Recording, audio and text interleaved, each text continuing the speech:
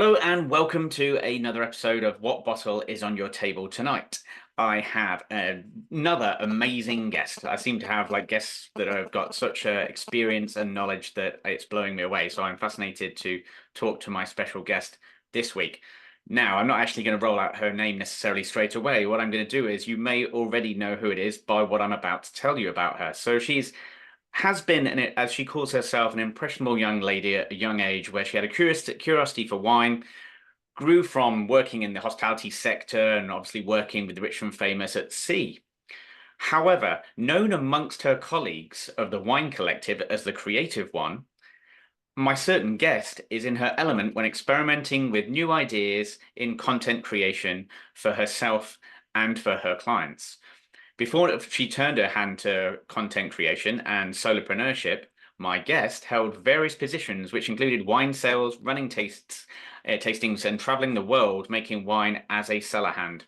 It is, of course, the wonderful Hannah Milners. And for those that don't know Hannah Milners as her, I guess, official name, the other name or her handle in Instagram that you probably know her as is the British Bouchon. Welcome, Hannah. Thank you very much for being on the show.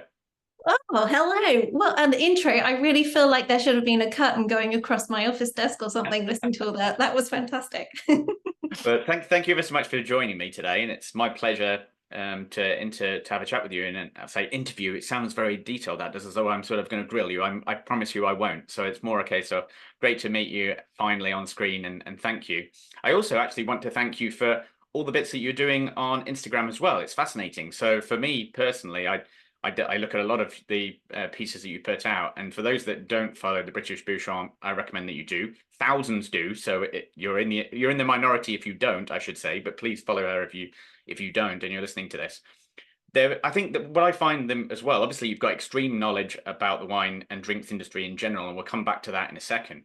But I think what I really love about it is, or the other element that I love about it is the amount of education that you can get from your posts as well. You've really sort of gone for an idea around wine should be for all, but it's very much an educational process as well. Is that something you sort of set out to do with your posts and sort of trying to influence, I guess, others to understand a bit more about the industry?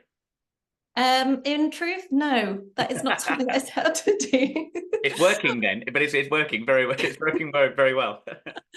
I think when I first started out, I literally just wanted to have first of all, there was a pull of being creative, which I hadn't actually even identified in myself.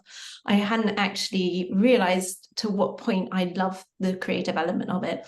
So I was yearning to do that. And then the other thing was just to another way to have a foot in the industry, I think.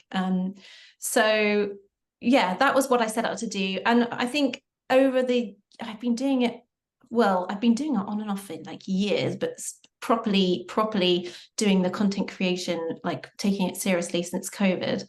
And I would say a lot of times I guess try to saw what other people were doing and replicate that and think, okay, so have a bottle, show a bottle, talk about the bottle. And honestly, I think over time I've realized I've become more and more me, I think, and realize it's taken like a lot of people find it very hard to get into. They're worried about what people are going to think of them. And I can completely understand that because I've been through that. But to begin with, it was just, a way to join in. And now I would say I'm more and more myself, and I'm more and more able to be myself, and therefore I guess makes it my content more unique. I'm not sure if that answered the question though.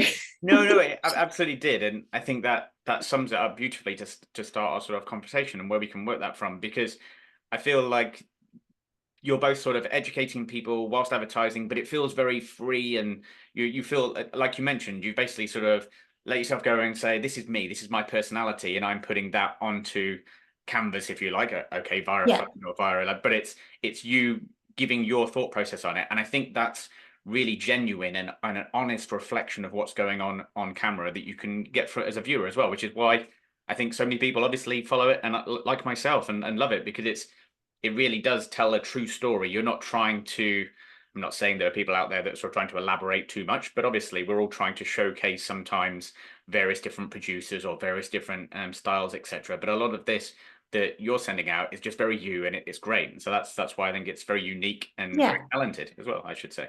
Thank you. Yeah, I think you definitely see a lot of. Met a lot of other content creators from around the world now, and you definitely, once you get to see them, you realize that you're seeing a portion of somebody that they want to give, because it is difficult to. I think it is difficult to work out what you should and shouldn't say, and I find I'm honestly, I think as some, especially the Wine Collective will know, I find it very difficult to and times to just not be myself, and I can be very blunt and abrupt in some of the things that I say, and it's just because I don't know how not to do that. Like I feel like, especially Libby and Charlotte, they're quite well-to-do people, and they've definitely learned the art of fluffing things up and saying things in a very, in the right way that sounds extremely positive. And I'll just be like, I don't think it's like that actually. Sorry, I can't. And another thing is I always put accents on, even though, yeah, so I love accents, but yeah, so yeah, just I actually find it difficult to just, I can't hide me. No, and nor would we want you to either. And I'm sure I'm speaking for the rest of your followers as well. Nor would we want you to. So let's take you back slightly to how you got into the drinks industry as well. Obviously, you've been in here for a number of years now, and obviously in different places, and it's taken you obviously to where you are now in the southwest of France, which is a beautiful place. Although I suspect it's slightly more spring-esque than it is, whilst everyone and all the listeners, if they're in the UK, are thinking about it. If you're in the southern hemisphere, you'll be laughing at us right now. But it's very cold here and just hitting spring nearly down in Montpellier. But take us back, and how was your journey into sort of the drinks industry, and were there any challenges that you faced specifically? Yeah, so I started out actually, I was working in hospitality. I was doing ski seasons in the winter, and I was working on boats and super yachts in the Mediterranean in the summer. And obviously I ended up handling a lot of wine on the yachts, a lot of very nice expensive wine, wine that some of it I'm sure I'll never ever be able to afford. So I guess like a natural interest, as a lot of people get into hospitality, I think they have that. You end up being really curious, wine curious.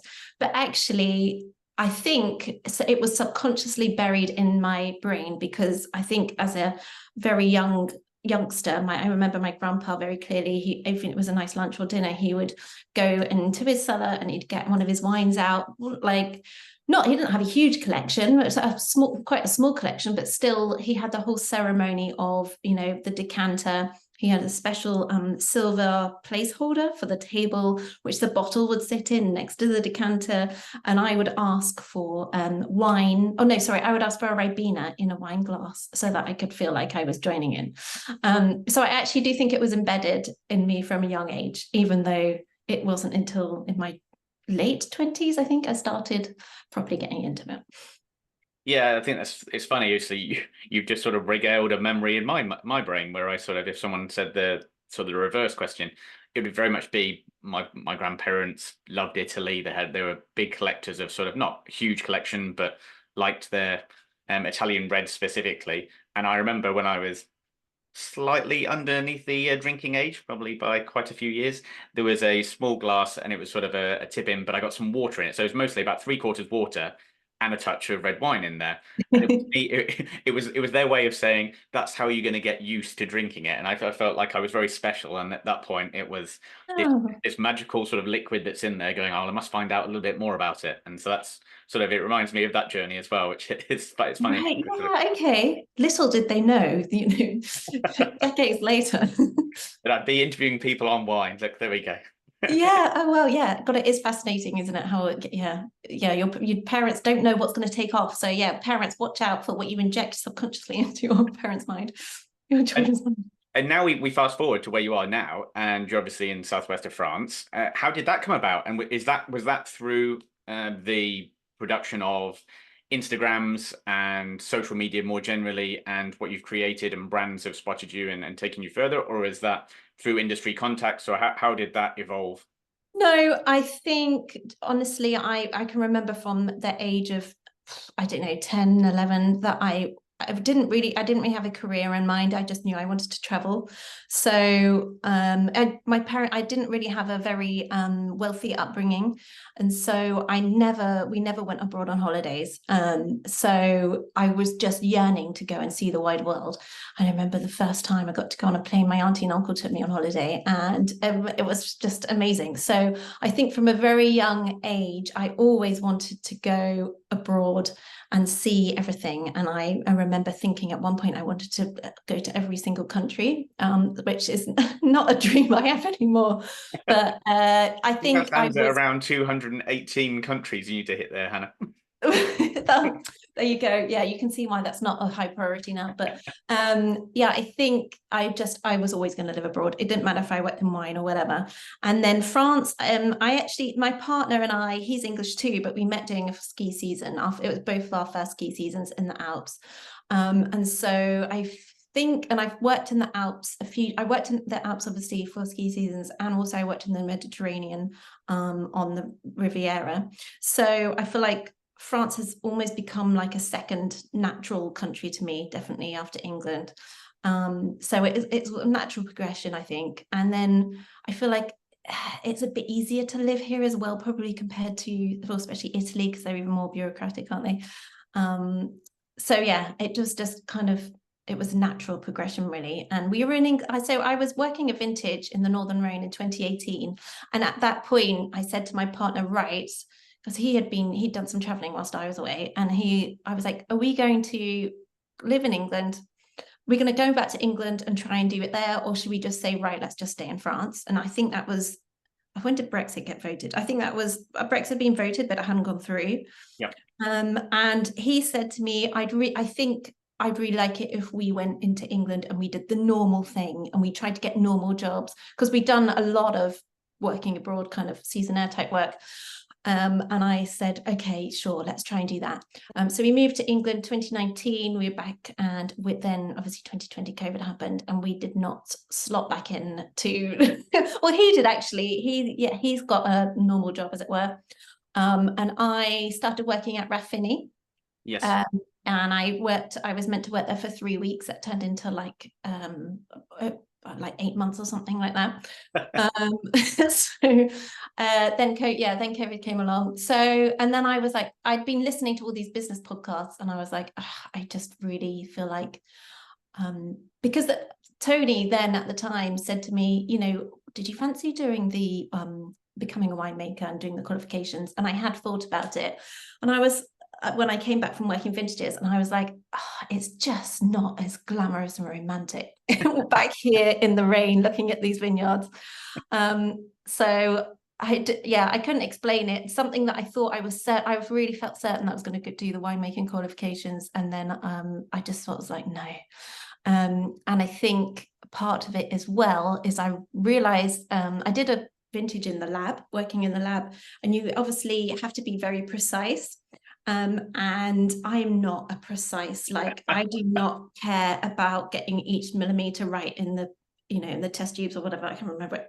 So I'm just like, I definitely should have been. I'm very much a scatty-brained creative. I am definitely not someone who works with precision. And I was like, actually, I don't think, even though I didn't know it at the time why that wasn't the right path, something inside me knew, even if I didn't consciously know it. So yeah, I can't, sorry, I feel like you asked me something and I've just gone on a massive tangent. No, I just, you just filled me with the idea of walking around one of your tastings now at one of the vineyards you're working at and saying, so how many grams per litre is in this Blanc de Blanc? You're like, not sure really. I was just sort of, I just sort of played around with it. Yeah, exactly. That was exactly it. That was exactly it. That would be it. Like recording something or writing down the details. Yeah, not my forte at all. So yeah. That's okay. That just means that you're naturally gifted in other areas and you didn't fancy. But that doesn't mean I would have loved that tour, by the way, if you'd said, not really sure. I just went with the flow and it tasted great, and bang, there's the bottle. We're good with that. Yeah. And I'm sure many winemakers do work that way, don't they? Anyway, so. Absolutely. As in, let's face it, there's a margin of error on things like these as well, of course. But like it's a lot of it is feel and touch anyway, as you know, and as we've both seen in the past. So I guess that brings us on, given that we're you're now in France. We're kind of excited about what wine you might have brought for us. So, given that the topic of the conversation is what bottle is on your table tonight, what bottle is on your table tonight, Anna? Okay, so I had to bring something obviously from the new region I'm living in. So I'm living in Montpellier, but this is Le Sula from Roussillon, north of Perpignan. Yes. And I bought their white 2017, and by the look on your face, it seems like a wine that you know. It's it is only because I was doing a little bit of extra research because as it happens, I'm coming to your region in summer for a week on holiday. Well, I say holiday. My wife thinks it's a holiday, but obviously we know that it means that I'm visiting vineyards as well. But I'm staying in Narbonne, so like I will be sort of driving around and enjoying bits. And I had seen this vineyard. I haven't tried it yet, so maybe you can tell us what it tastes like. Sure thing. So they are biodynamic and organic, obviously. And so it's granite soils. And I have tasted it already, thankfully. I organized myself in time. But it's got they, as far as I can tell, I've looked on the website, they make one red, one orange, one white wine, and that's it. And then it's a mix of different grapes, and I think there's maybe like 7 or 8 different grapes in there. But the nose is very marzipan, vanilla, so a bit of coconut. So I kind of, it smells a bit like there's oak use in there. Yeah. And then the palate, it's actually kind of got like a sort of a bitter marmalade kind of taste and mineral, and a leanness to it without being, it still obviously tastes like sunshine. It tastes like the sunshine of the south of France. But it still has got this sort of a lean mineral side to it. So it's kind of got like a richer side and then this leaner side. So and it's fantastic. I first learned about this wine, or this producer, from a caviste here in called Hotel Pinard. And by the way, if you listen to this and you come to Montpellier, do not miss Hotel Pinard. It's an amazing wine bar. It's run by 2 people who've traveled. They're in Hong Kong, they're in London. One's a chef, one's a sommelier. And sorry, I'm plugging this wine bar. I'm there. I'm writing it down as we speak. Fantastic. My wife will be listening to this later as well, and she'll be like, "Right, that's another place we need to add." Yeah, they're such brilliant hospitality, and the wines are fantastic. So anyway, that's where I first tried the Domain. But actually, I chose this one as well because it's available in England. But the Domain is also, it was mentioned by Susie and Peter on their podcast recently as well.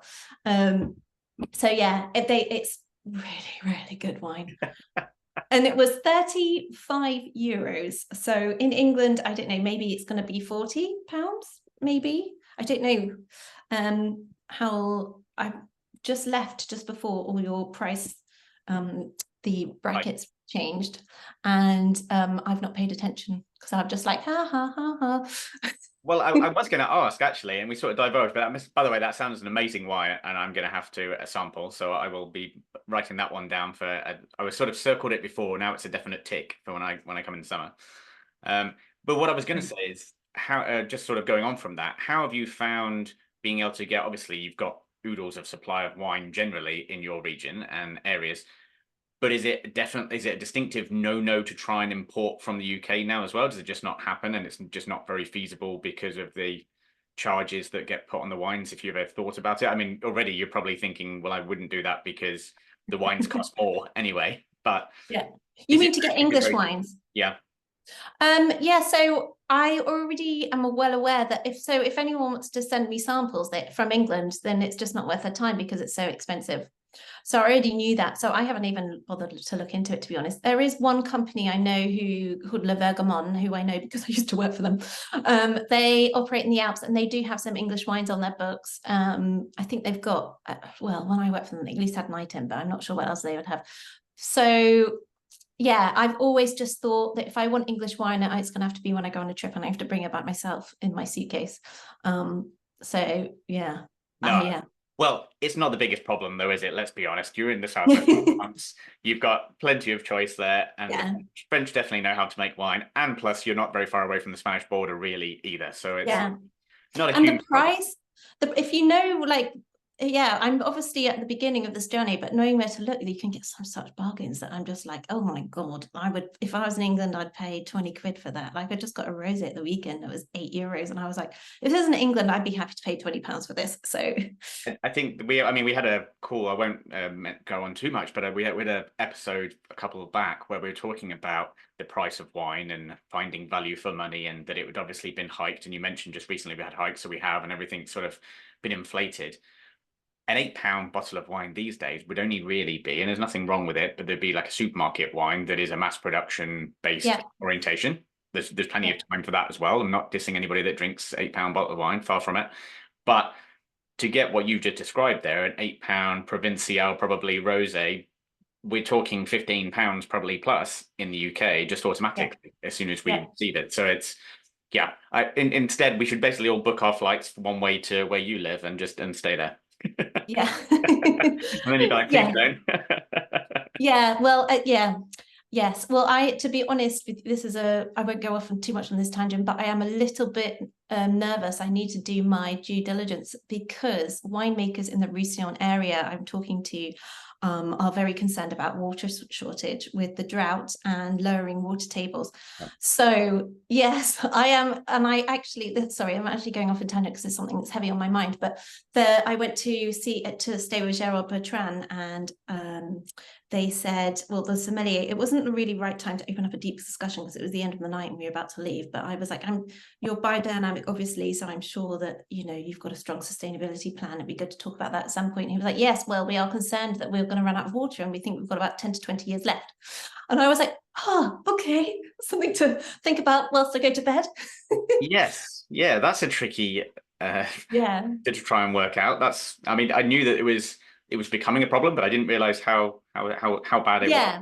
So yeah, I don't have a whole wealth of information, to be honest, just from tidbits of information I've had from talking to 2 or 3 winemakers in the region. And yeah, but it's something definitely that is one to watch to see how that unfolds, and something to keep an eye on for sure. I wonder, because obviously Montpellier is not too far east of there, so I'm like, well, how will it be for the rest of Languedoc? Yeah, absolutely. Well, there's an interesting thought for everyone that's listening and be watching Yeah, in the future. So I will go on to my bottle. I didn't know that you were going to pick somewhere close to. I kind of guessed maybe you might pick, yeah, sure. but I didn't know. And incidentally, I've been picking unusual bottles of wine typically for the series so far, but I've actually gone and picked an English wine, and the English wine is Mills and Hills, which Aha. is a Bacchus, obviously, because kind of we do have an awful lot of Bacchus, obviously, in the UK. Yeah. But a little bit of a story behind this, because it's not where you'd think. It's not from sort of the south coast. The grapes do come from the southern counties, but they're actually made in Derbyshire. So just given that I'm in Yorkshire at the Really? minute, just up the road. And it's actually made by Kieran Atkinson, who basically he created the English Wine Project. So the English Wine Yeah. Project is like sort of his baby. Came back from the army after doing a long stint there. A very gifted winemaker. He was up for the top award for the best winemaker in Naked Wine Awards this year. So exceptionally good. That's globally as well. So he was up there. He ended up, I think, second or third.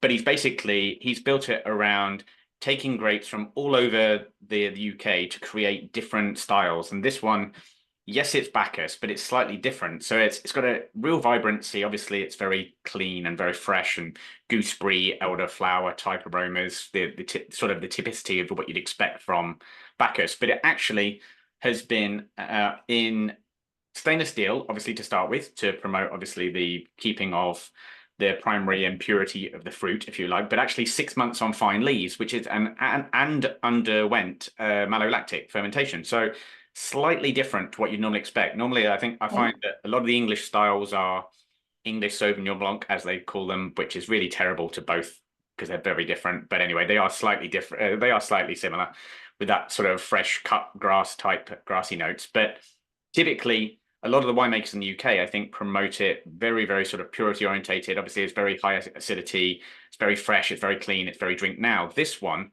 actually can stay in bottle for a while because it's had that sort of malolactic. It's reduced that sort of top acidity that you would get, and it actually gives Yeah. a really big mouth feel and sort of a creaminess to it as well. And it's beautiful. And I've had this with, well, I've actually got grilled fish tonight, so it's perfect. So it's going to be amazing. But I've had it with chicken. I've had it with even charcuterie, which you wouldn't think necessarily from a white wine would be a great tool for it. But Yeah, yeah.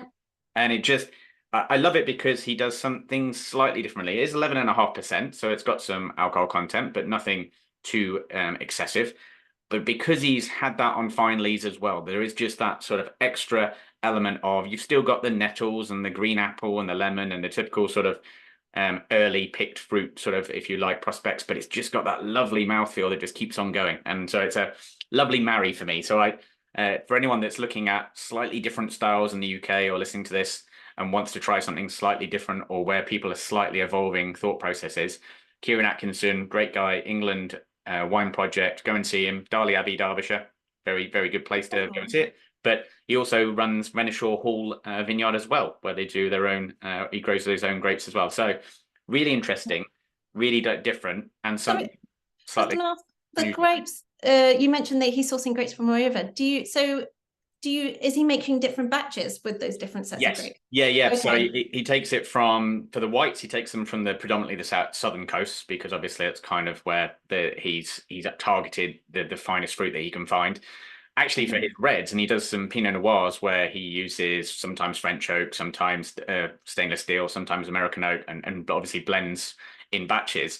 But he actually finds his red grapes from Worcestershire, which is slightly unusual because you wouldn't expect sort of, that's typically you'd still be looking at the Essex type sort of areas where obviously the vineyards are in theory producing the best Pinot Noirs for the UK. But it really does have interesting structure, and I think it's actually how he blends them, how he makes them in the winery that really adds the sort of extra value, if you like, the wine, and you can actually see it really develop from something which, and I've tasted it from different stages as well, which is fascinating. So you can really see what it looks like to Oh, start right. with, and then go there. And I recommend anyone going over to see him because he will happily open a barrel, get his little syringe out, and showcase what it looks like in different stages as well. It's really fascinating. Oh, that's wonderful. Yeah. And when you get a winemaker like that who's willing to just give you the time and show you into that level of stage process and detail, that's obviously a really special experience. Yeah, exactly. I think, I mean, certainly for me, when I go to vineyards and when I go to tastings and for the trade and things, they're brilliant, and there's always time for them, and I've always got time for everybody because mostly about 99% of everybody in the room has got more knowledge than me anyway. So I'm always interested to try and take bits from everybody. But I love it, as you say, when you go to a vineyard, and fortunately with our sort of other podcasts, we're able to go and see quite a lot of vineyards, and they open sort of their doors to us, which is great. But it's really when they spend that little bit of extra detail on what they're doing or what they're doing differently and why they're doing it, and actually showing it. Especially to me, I like it quite visual. I can read books, yes, and we've all done it. We've got lots of textbooks and Yeah, etc. That's great. But when I actually visualize it and see it, it sticks in my mind. And then yeah. it's probably my age, Hannah. Basically, I'm getting old a bit, and I struggle to struggle to. No. It's definitely, you need to experience as learning, isn't it? Absolutely. Putting Exactly. names to faces Yeah, and and having a bit like you, having had the vineyard experience as well and working in a winery as well, I always say to everybody that I meet, if they're interested in the wine industry, go and do 3 weeks or 4 weeks or whatever it might be in a winery and just learn, just understand every process because it's golden. And then you'll find that actually you'll either be there for years and years or 8 months like you were with Rathmini, yeah, or you'll end up verging into another part of it where you'll understand a little bit more. Will it be out on the vineyard itself, or so I find it fascinating, but that always helps me as well. It sort of understand what's going on. So when the winemakers do come to tell me about different processes, I go, yes, well, I understand that. Now I know what you're doing there, and yeah, you're trying to achieve. And 100%. Yeah. that helps me. Sorry, I Yeah. whittled on. I was Where did you do your harvest? I was working at Callumcombe down in Devon. So the other podcast that I have is the Andy and Ollie show, and Ollie Shaw was the head winemaker at Callumcombe Sure. estate, which is just outside of Dartmouth, Salcombe sort of area. Yeah. Very attractive area, very attractive estate. And he now runs, he'll want me to shout it out, New Hall Estate in Essex, which is a 120 hectare big beast that he has. So for those that want to wave at Ollie Shaw, he's he's in and around, and he will be on one of our next podcasts.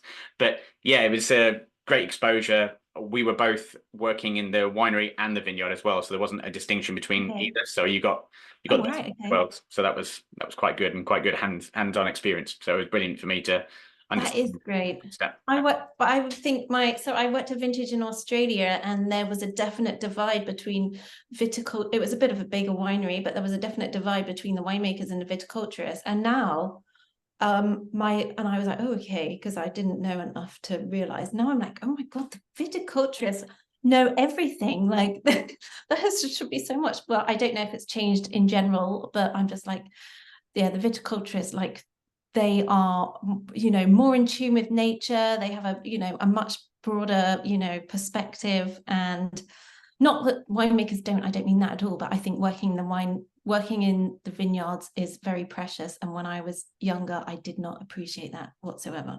No, absolutely. I 100% agree with that. And also, I didn't know a name which came up, which I obviously learned and understood and what they did afterwards. Agronomist. I didn't know what an agronomist was until Yeah, I tried yeah. vineyard, and I was like, "What is that? Do they look after bees or something?" I was like, "No." And clearly, I was misinformed. They do not look after bees, but they've got a incredible knowledge around the land and what works and pests and obviously how to preserve Yeah, and ensure that you're giving back supplements to the land and not completely taking all its nutrients. Although obviously we like to put yeah. vitamin stress, but not to the extreme. And it was just fascinating. So I was in my element basically, a bit like you said, and you learn so much very quickly that you get, well, hopefully most people get excited by it and then are like, right, I want to know more. Yeah, and I think as well, to add to that, something that's well, I don't know, a year or so ago, I've found a new appreciation for biodynamics, because I think it makes sense. Everything in this world is connected, whether you're talking about nature or, history or whatever. It just makes perfect sense that everything's connected. And to dismiss that, I think, can be a bit short-sighted. And for me, as far as I have learned so far, it seems to be encompassing everything as a whole and thinking about how everything is connected, even if it's the moon in the sky. So yeah, I think, to add to being a viticulturist, I think people who work biodynamically as well, they're just a connection to nature that, until you're working in that, until you're actually doing that work, I don't think you would understand. No, absolutely. And I think that brings me back to some of your posts as well and some of your social media creation. In that, is it fair to say that I can see that in your work and that you do align it to broader issues as well, how we're sort of helping each other, how one can help each other, sort of date it back to, we're a human being and we should be sociable, but we should also be looking after the earth and the world as well. And I think that that comes very much across in a lot of your messaging as well. And it's bigger than the wine world, of course, but it's part of the wine world as well, as you just mentioned. I think that's something that I think is slightly different that you're expressing to everybody as well. Yeah, it's definitely, I think towards the end of last year, I became much more conscious of the climate change, and I think that's partly due to all the flooding and the wildfires. And I came to, this might sound a bit slow, I might be slow on the uptake, but I realized the wildfires are not going to stop. They're just going to increase. So I think that realization, I had a bit of a wake-up call, and I think I'd been I did geography at university, and I think probably compared to some of my peers, I am a bit more conscious of it in general. But I definitely, it went up a notch for me last year, and it's definitely something I want to carry forward with me and expand into this year, definitely into. And it's part of the reason that I wanted to move to the south of France as well, and why we chose Montpellier, is because Montpellier gives you very easy access to lots of nature and hiking. And obviously you have hiking in England, but it's not, the landscape isn't as dramatic, and it doesn't change as much, and also the weather doesn't really give you the energy to it's not always you think, oh, let's go outside on a 5-hour hike in England, whereas here I'm like, let's go on a hike for 5. So it's definitely a reason why I wanted to move here. And I've definitely had that. I grew up in the sticks, like a proper like countryside girl in Wiltshire is where I grew up. And I do that accent. Actually, some of my family do have the Wiltshire accent, so I am allowed to do that. So so basically, I think I've had that natural pull, and it's definitely something I want to show in my content more as well, is what I'm trying to say. Yeah, no, I think you absolutely do, and that definitely comes across as well. I would just like to say though, I'm 5 minutes away from the Peak District, and that's beautiful. So Okay, yeah, yeah. Okay, you're that, spoiled. Yeah, that's that great. being said, it's very wet, and I agree that it does really take a lot of like, get up and go and do a very long hike, which I do, but I come back absolutely drenched and then feel like, why did I do that? But yes, Yeah. so I can completely understand that. But it's yeah, absolutely, and I think all of your recent content over, like you say, over the last few months has really been referenced, and I think it's very thought provoking for everybody. It makes us think about carbon footprints and how we can change and evolve our lives to make sure that we're, looking after the world in general and for everybody else for the future. Because I think everyone is but quite short termist around looking at things, and it's not what happens in generations time. It's almost the attitude, well, it doesn't really matter. Well, actually it does, like it really does, about trying to keep everyone and all things, not necessarily just people, available, like the winemakers when they look at their vines and call them children, they want them to keep going as well. Exactly. Yeah, it transcends. Yeah, absolutely. Well, I'm glad that to hear you say that, because actually I've been a bit of a hole, if I'm honest, because since I moved here, I don't have a huge community of people as I did in London, which is fine. I'm obviously it takes time, I realize that. But so it's good to get a bit of feedback. So thanks. No, but very welcome. So I guess we probably almost touched on the last sort of thing. I know I've been holding you up for a large amount of minutes already. No, it's been So very enjoyable. thank you. But what I wanted to sort of just I guess find out a little bit more about is 2024, and obviously we're into February now, so it's not quite the start of the year, and you're sort of making your plans. And I know that you've just been recently at the bio expedition as well in France as well. So maybe you Yeah. can touch on that. But is there anything else that you're looking at outside of that that is exciting for you, or you think a challenge is, or a region that you might be interested in for 2024? Um, Not precisely, no. I think my energy is about getting to know France better at the moment. Obviously, because I've just moved here and I need to improve my French, and that's what I'm thinking about a lot. I'm also How is now the French going? uh, slowly, because as I said, I don't know that many people yet. Um, no, I'm lower intermediate already because I've been learning for on and off for years. So it's building on that. But yeah, I'm really not having much chance to go out and have conversations. It's only like when I go to the market and I'm like, 3 carrots, please. So yeah, I definitely need to work on that. But also, sorry, yeah, heading into 2024, I'm now offering packages where, and this is what I want to do more of, is where I would offer a package where I would do a post for me, a post on my Instagram page, and then also a package of content for the winery or location or destination or whatever it might be, in tandem. And actually, I've got a proposal I've got to get in at the end of today. So, so yeah, that's something that I want to do more of because it allows me to do more creativity. I've been doing social media management in the past, and to be honest, a bit like I said with the doing the science, I don't enjoy studying at length and jotting down numbers and looking at a spreadsheet. I actually quite struggle with that kind of thing. So not struggle as in I can't do it, but I struggle to make myself sit down and do it. So It's a struggle to motivate yourself to look and be motivated by a exactly, spreadsheet. I mean, exactly. when you've got the outdoors like you have in Montpellier, I quite understand why it's very difficult to pick a spreadsheet over Montpellier. Exactly. So I'm working with another lady. Her name's McKenna, and so she's taking over that kind of side of things, and I'm free to create. So yeah, a good union. So that is what I am looking to build more of in 2024. Wonderful. Well, we look forward to seeing lots more from you and lots of the content that you produce. As I said, I'm an avid reader and watcher of all your content anyway, and it's very interesting, very educational. So it's brilliant for us. Thank you ever so much for all your time that you've spent with us today. I think we've all found out lots of more interesting things. We also know about where to go and which bar to pick in Montpellier as well. You've given us that recommendation. So for anyone that missed it or needs a rewind, just rewind the episode. It's fine. It'll be available and you can find out about it, and we'll all head there and meet there in the summer. But outside of that, thank you ever so much. You've been a brilliant guest, and I look forward to seeing you in the coming months. Thank you very much, Anna. Thank you for having me. It's been really good fun. Bye for now.